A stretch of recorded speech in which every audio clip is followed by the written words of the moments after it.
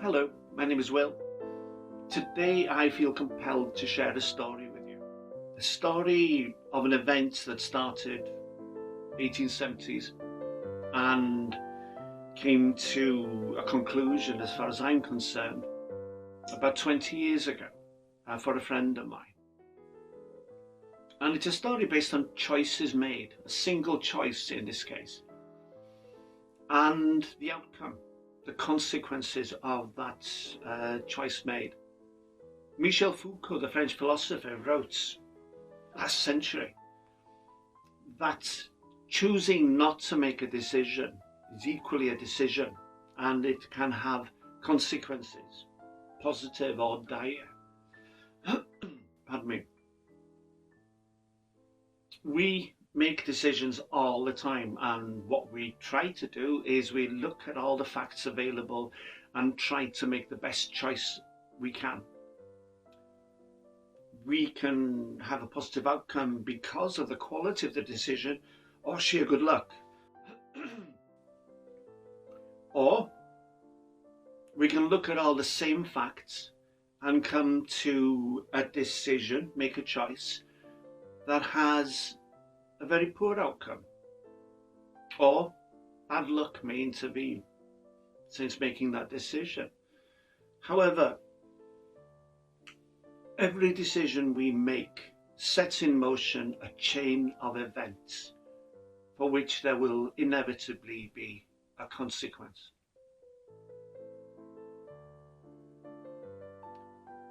I lost a friend about 20 years ago. He didn't die, he just sort of went away. And it was the direct consequence of a decision made in his family in 1870s in that area. And it is a set of consequences that occurred from decisions made 150 odd years ago. For my friend, it meant that he could no longer stay here and he had to move away. For the people who made the decision, chose that way to act in their lives, it had an outcome that affected many lives. And as I said, I lost a very, very good friend. So, I'd better tell you about it. And we'll start with the railway.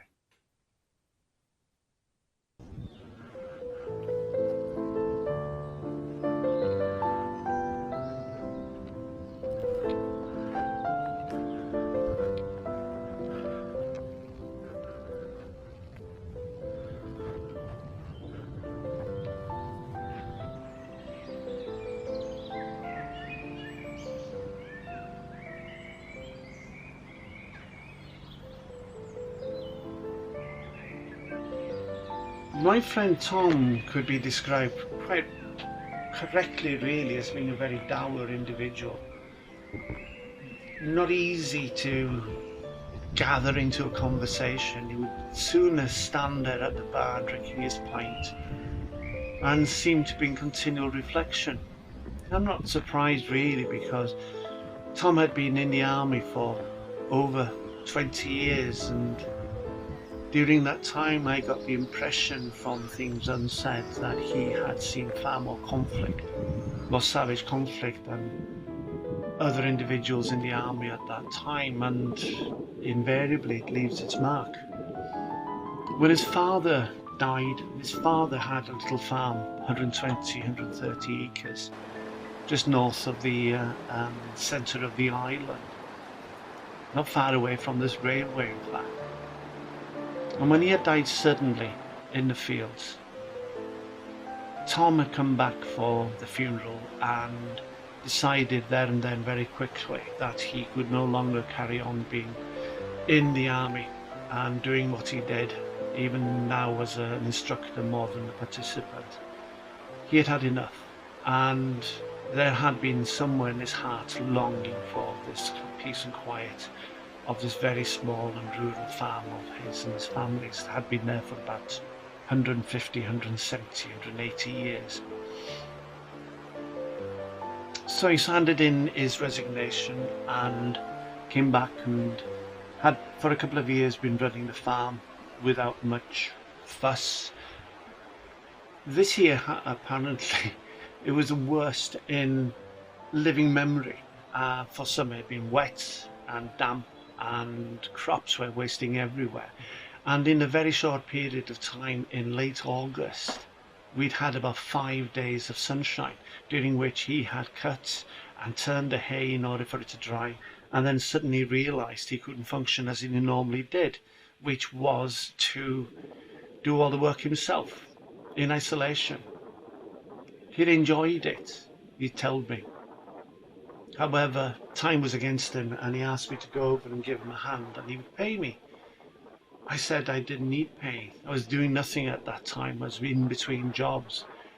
So I went across, and over 3 days we baled, I think it was about 4 fields of very heavy bales, and we put them on the back of a wagon and took them and stuck them in a large barn his father had constructed about 5 years before he died. Tom told me, listen, you're not going to accept money, you've told me that, but what we're going to do this evening, end of harvest, we should celebrate. We'll go to town, we'll walk to town, and we'll walk back. We shall have a couple of pints, we shall buy for you, and we'll buy you fish and chips as a nice supper. And we'll go and sit in the pub and play pool and darts and just have a chat, and just to celebrate this hard work, which I be honest with you, I didn't think we'd be able to accomplish. So I said yes, and he said, I'll create a bivvy for you in the barn, you'll be perfectly okay. And I said, yeah, fine. I'd slept in barns before on my travels, and no big deal, and quite pleasant really. You never feel alone with the rats moving around you. So on the way to town along this railway, this one, he began talking about his family. And he began talking, quite surprisingly, about memento mori, things that remind you that life is brief, and if you have any plans, you need to get on with them. And then he spoke about his auntie, his great auntie Gwynna, who had died many years ago. And he spoke of the relationship that she had with a young man from Amlwch called Gwilym. Gwilym worked in the ticket office in Amlwch railway station. Low paid job, and both of them were madly in love with each other, and both were intelligent enough to realise that they would not be able to have a life of the quality that they hoped, to take care of each other and to raise a family. Gwynna had not realised that even before she went to school at the age of 4, primary schools were then from 4 until 14, and then you left, and then you went to job, apprenticed, or whatever it was that fate had in store for you. She did not know at the age of 4 that her family had already decided that she would be the one to take care of her grandparents when they became aged and frail. She had dreamt of becoming a nurse. That dream was finally put to rest when she realised at the age of 14 she would never become a nurse. And having met Gwilym, she'd realised that she would never have the income to bring into a house so that between them they could raise a family. Gwilym was a very talented young man, an engineer by instinct and intelligence. He would be fixing things for people, farmers, for chickens, very rarely for money, and they did take advantage of him. He was a sweet guy who didn't like to ask for money. It happens. So people succeeded because of his efforts. His talent was, however, spotted. And he found himself apprenticed to the marine yard as an engineer. in the ferry port of Holyhead, where he did remarkably well and was highly regarded. But because of setback industrially during that period of time, they could not offer him work. So he ended up working, selling tickets in Amlwch railway station. Had his father been a highly placed individual in the church or in the chapel or even a county council, God forbid, then he would have been fine. He looked around him and he saw people who were his intellectual inferior getting jobs that paid well, quite simply because they were related to these strong, powerful individuals in their small communities. William's father was a lengthman. A lengthman was a person with a responsibility for a length of road. He kept the road clean and safe, and also looked after the ditches and the hedges. A man of no influence whatsoever, even though a gentle, kind, smart person like his son. So he ended up with great ambition destroyed. They saw no future for each other, and they were constantly in a state of despair, really, until a friend of William's came across with news for him and said, there is a company that is looking for engineers, skilled, talented engineers, young. Unfortunately, it is in the United States of America. It is in Nebraska. This came soon after the completion of the Transcontinental Railway in the United States, which joined the East Coast to the West Coast and joined the country to the world. 40,000 miles of extra track was laid subsequent to this because towns and cities and counties and industrial areas sought to take advantage of this great railway that traversed their country to take their goods and wares elsewhere in the country, or even to New York and San Francisco, and to travel abroad. Many millions were made, and there was opportunity for talented young individuals. Like many projects, large projects in the United States, there was no lack of labour, but there was a lack of skill as engineers. He spoke with Gwenna, and he decided this was the opportunity. They had to take it. So he made an application, was invited to an interview in the Library building in Liverpool, and impressed them, not only for his knowledge and his skills, but also because of his character and personality. So he was invited immediately to come across to join them working for a company under the Union Pacific Railway. Both were excited. They made plans. They would have to get married quickly so that they could travel as a couple, because it would be scandalous otherwise for them both to go. And they were, with great enthusiasm and optimism, Gwilym went over to meet with Gwynna's parents to propose, to ask for permission to marry her, and they could travel. The parents, the father, refused. He did not want to lose a daughter to some abstract idea of some future wealth elsewhere. He was a man impoverished of mind as well as income. And they said no immediately, which is heartbreaking. And again, having been given this wonderful opportunity, they had their hopes and aspirations destroyed once again. Scandalously, Gwilym suggested that they should just go. She should pack a bag and they would just travel. There was work, there was accommodation, and they would manage. And he was certain that she would find work, if not become a nurse. But she was obedient. She had been taught obedience in the family, as many families in rural areas in those times of that period, the Victorian period. And she could not go against her father's will.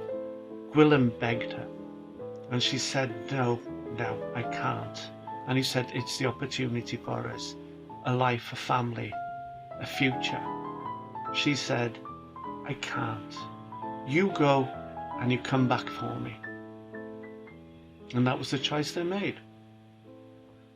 She would stay, he would come back, they would get married, and then they would travel to the United States, where he would have created a foundation, a platform for the rest of their lives. It was a time of great heartbreak for them both to be separated. So much in love. But this was the only opportunity as they saw it.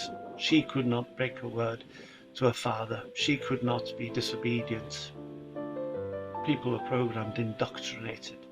Women had few rights. So he went off to America.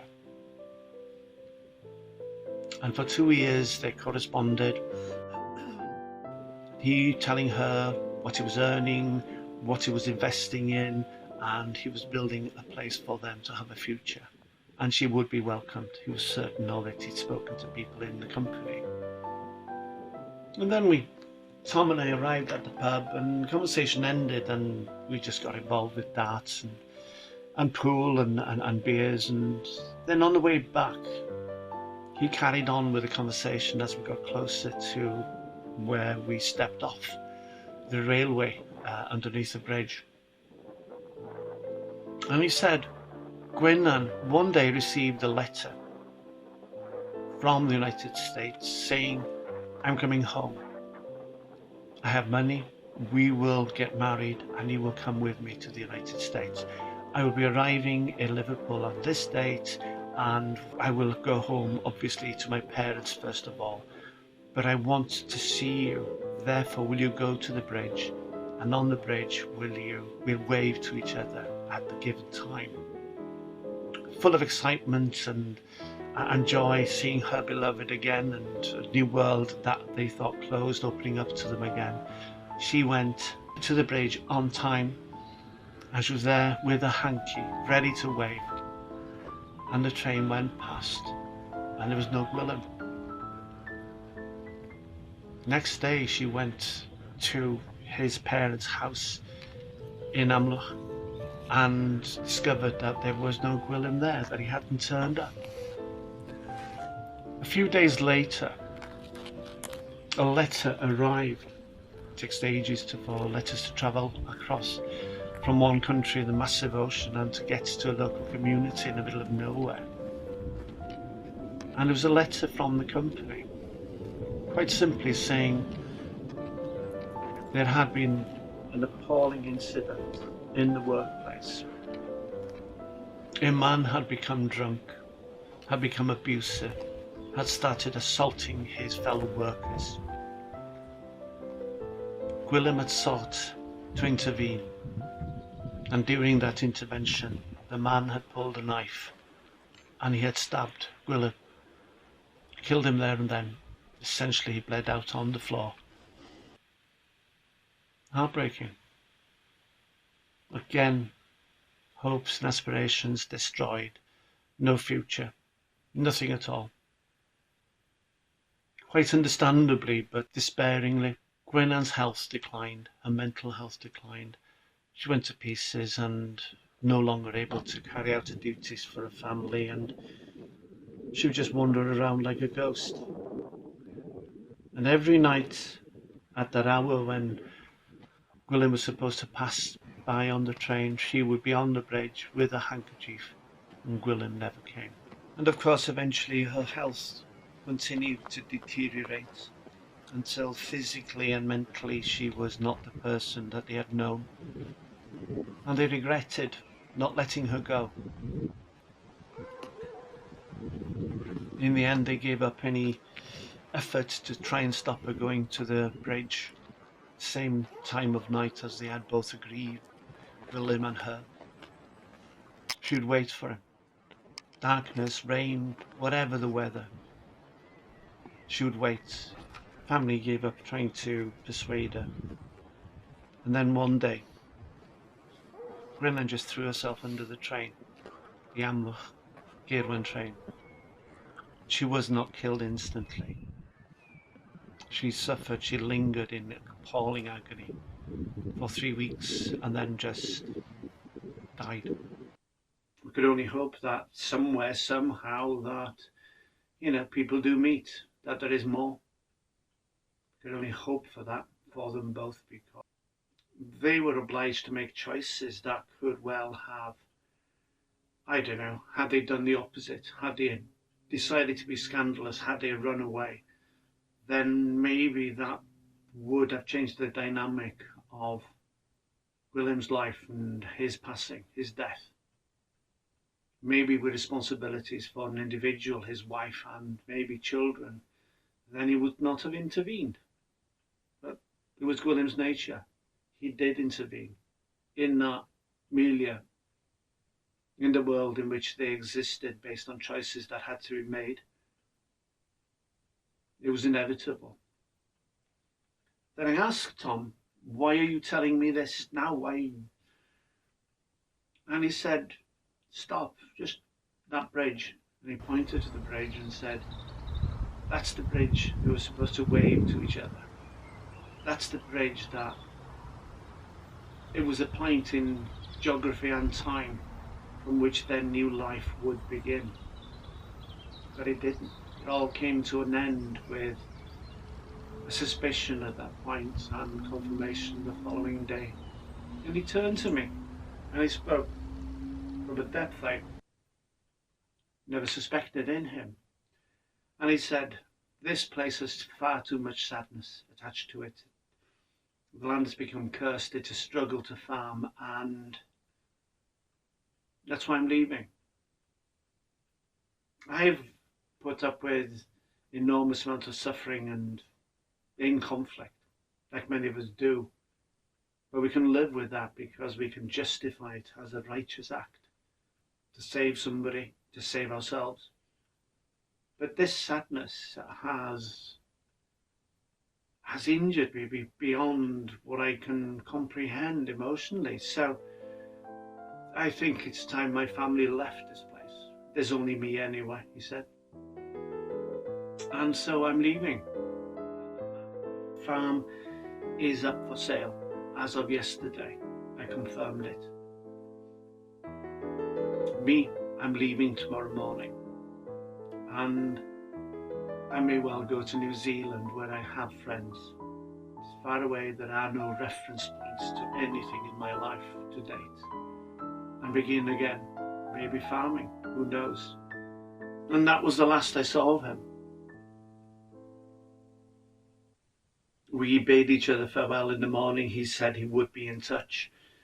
I got some cards from some nowhere places. And then, about 18 years ago, they stopped. Tom clearly had made decisions in his life that had had dire consequences. As a soldier, it's inevitable. And it's the same with Gwennan and Gwilym. Had Gwennan chosen to follow, to go with Gwilym, to ignore the inappropriate, really now inappropriate demands of her father that she should not go, then this farm would have been a far better place. It would be a happy place. And now it's a sad place, and the sadness will never go away. And we can only hope that whoever buys it does not become sensitive to that sadness. Anyway, there we go. There we are, a solitary lesson for us all.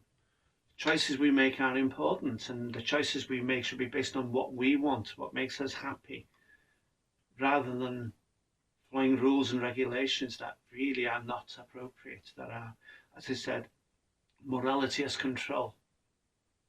So if you're happy, if you take decisions, if you make choices that leave you happy, then the people you care for, who love you, who you love, who surround you, there's a good chance that it will help them be happy as well. So thank you for watching. I'd appreciate enormously if you would give me a like, a thumbs up, and also please don't hesitate to help me by subscribing and hitting the notification bell. I'm going to start somewhere, and might as well start with your support. You take care. Be well.